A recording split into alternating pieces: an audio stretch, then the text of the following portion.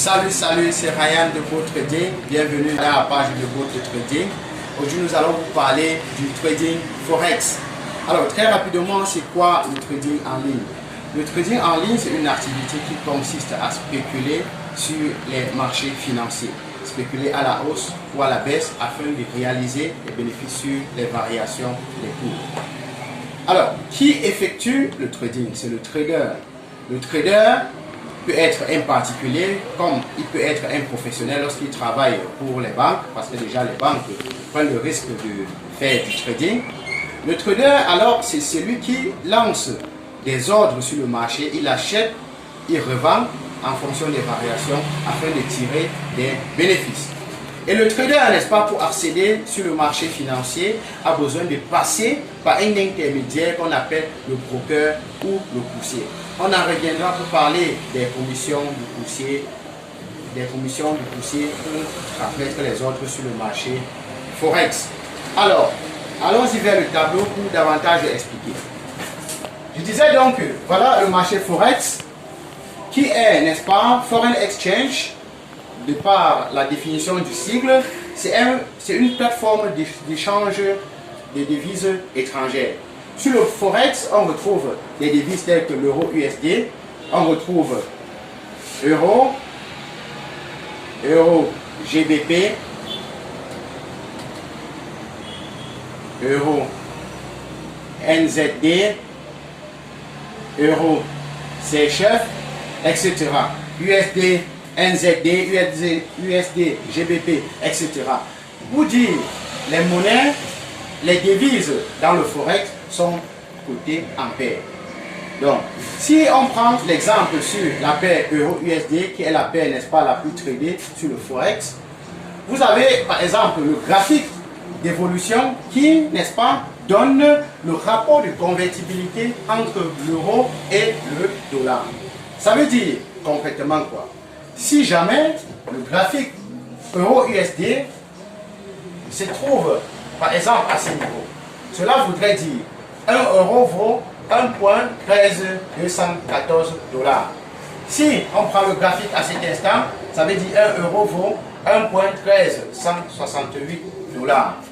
C'est un peu comme les échangeurs. Lorsque vous quittez peut-être de la France pour aller aux États-Unis, vous avez besoin de changer votre devise. Vous avez besoin de changer vos euros en dollars. Alors, c'est grâce au Forex que vous avez très rapidement les rapports de convertibilité de votre euro en dollars. Et sur ces marchés Forex, le trader à longueur de journée, il initie donc des transactions. Lorsque, par exemple, le rapport de convertibilité est bas, à travers ces analyses, il anticipe, sachant que ce rapport de convertibilité va augmenter. Lorsque ce rapport de convertibilité va à la hausse, le trader, en quelque sorte, il profite, il réalise des bénéfices sur ces variations. Et ce trader que voici, pour réaliser ses achats ou bien ses ventes, il passe par l'intermédiaire que j'ai dit tout à l'heure, le broker ou bien le courtier. Donc, il transmet ses ordres sur le broker transmet les ordres sur le marché Forex où il peut convertir l'euro en USD et puis réaliser des bénéfices lorsque sa spéculation haussière ou baissière a été réalisée avec succès. Et alors, ce broker, il faut déjà comprendre lorsqu'on se lance dans une activité ce que gagne ton intermédiaire, sinon ça pourrait être de l'arnaque. Ce broker, qu'est-ce qu'il gagne? Il gagne cette différence entre le prix de l'offre et de la demande. Parce que lorsque vous voyez sur le Forex deux lignes pendant la variation des cours, vous voyez deux lignes horizontales, il y a un plus bas qui est le prix de l'offre, big, et l'autre c'est le prix de la demande, ask. Cette variation, n'est-ce pas, représente ce qu'on appelle le spread. Et ce spread-là, c'est donc la commission du courtier. Donc le courtier a besoin que vous lui payiez cette variation pour lancer, n'est-ce pas, votre ordre sur le marché Forex. Donc, très rapidement, pour continuer, nous allons voir comment est-ce qu'on gagne sur le marché Forex. Comment est-ce qu'on gagne concrètement.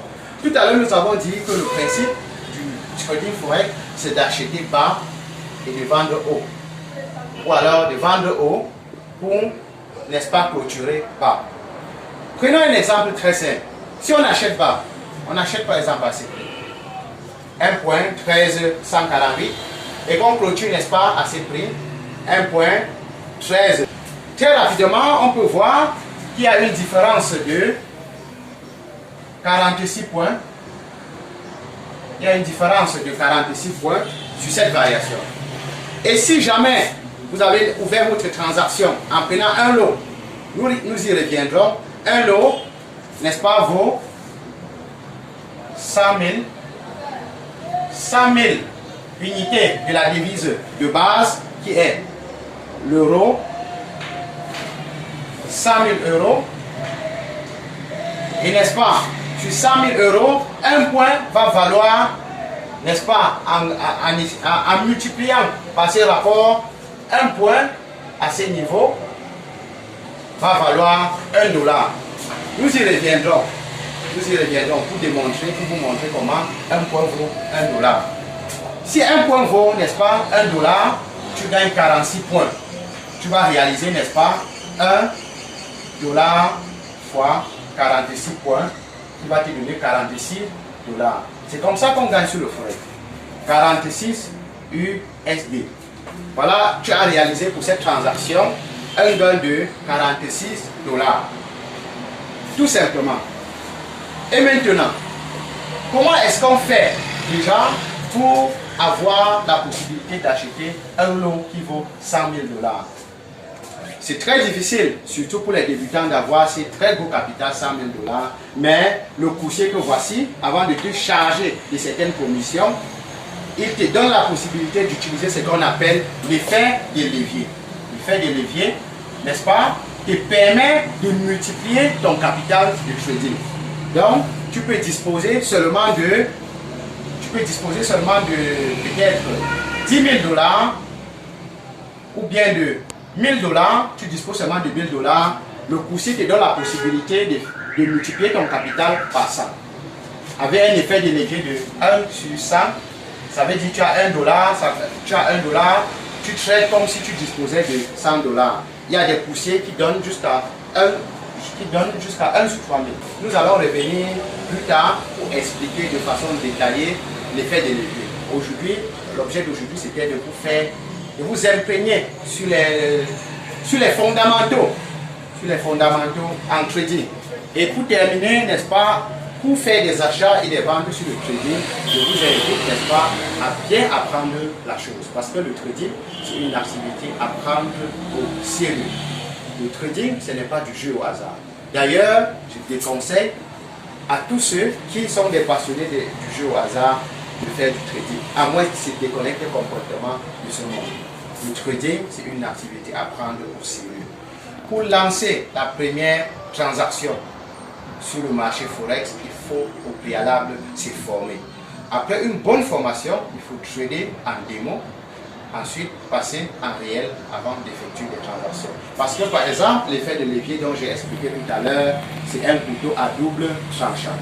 Lorsque vous multipliez votre capital par 1000, ça vous permet à un point, par exemple, juste avec 100 $, de gagner $1. Donc, vous avez des variations peut-être de 10, vous gagnez 10 $. Mais sachez aussi que si vous avez des variations dans le sens négatif, vous pouvez perdre 10 $. Mais ce n'est pas pour vous dire que on est toujours en train de perdre. Le trader, pour lancer des transactions, pour lancer un ordre sur le marché, il effectue ce qu'on appelle l'analyse technique et l'analyse fondamentale afin de limiter au maximum ses risques. Et lorsqu'il finit avec ses analyses, il a besoin de placer également des niveaux qu'on appelle les stop loss. Stop loss. Stop loss, c'est quoi? Ce sont des niveaux qui permettent de couper automatiquement vos pertes lorsque vous êtes sur le marché financier. Donc vous pouvez décider que pour une transaction quelconque, vous perdez juste $1 dans le cas où le scénario que vous avez essayé d'anticiper ne fonctionne pas. C'est ça le principe du trading. Et vous pouvez également décider que si votre scénario est respecté, vous mettez ce qu'on appelle le take profit. Donc un certain niveau à partir duquel vos profits sont encaissés automatiquement. Vous voyez donc, si pour un actif comme celui-ci, vous mettez un stop loss, donc vous perdez peut-être $1,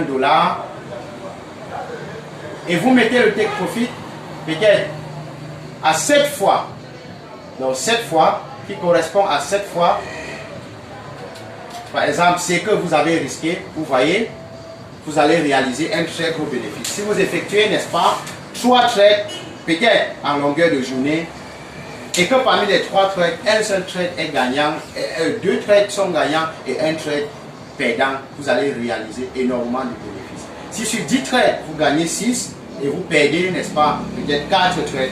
En perdant 4 trades, n'est-ce pas, vous voyez, vous allez perdre $4. Et en gagnant peut-être 3 trades, vous allez avoir peut-être, si vous prenez des trades où vous gagnez 5 fois ce que vous risquez, vous allez avoir 5 fois,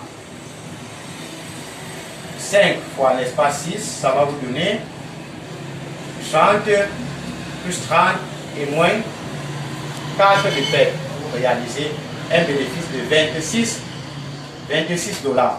Donc c'est comme ça qu'on gagne sur le trading. Vous faites votre analyse, vous placez l'ordre sur le marché, vous limitez les pertes, vous mettez le take profit. Donc très rapidement dans les prochaines vidéos, nous allons vous indiquer les meilleures plateformes pour investir en bourse, pour démarrer en bourse, et ça va vous permettre, n'est-ce pas, de décoller sur les marchés financiers.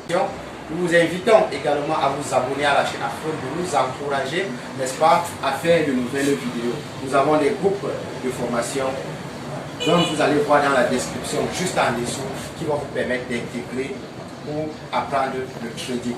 Merci d'avoir regardé les vidéos sur votre trading. Nous vous invitons à vous abonner massivement. Ciao.